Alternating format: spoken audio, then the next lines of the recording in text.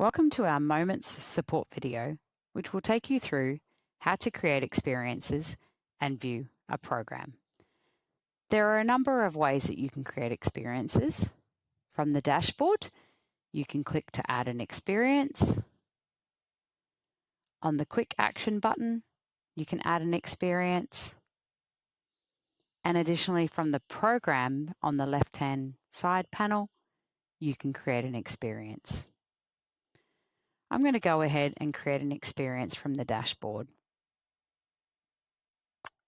I can go through and I can create my experience. I can put a description there if I'd like.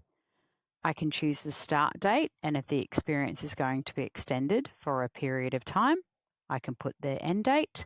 I can select the start and the end times and choose if this is recurring. If you have the applicable permissions, you can manage your experience types. So you can go through here and you can edit the system types, or you can add your own experience types, call them whatever you like, and use the legend with the image and the colors if you wish. I'm going to go ahead and choose an experience type from the system. I can choose whether I make that public or not, and I can click Create. There's my experience now. What I could further do now, if I like, I could go in and I can tag that experience. So if I would like to tag a particular room or multiple rooms for that experience for the purpose of the program, I can tag children into that experience for documentation purposes. I can tag learning outcomes. So I can move through and add the applicable learning outcomes. I can tag staff and any custom tagging. So I now have my experience. I can see visually that I have children tagged and I have learning outcomes tagged.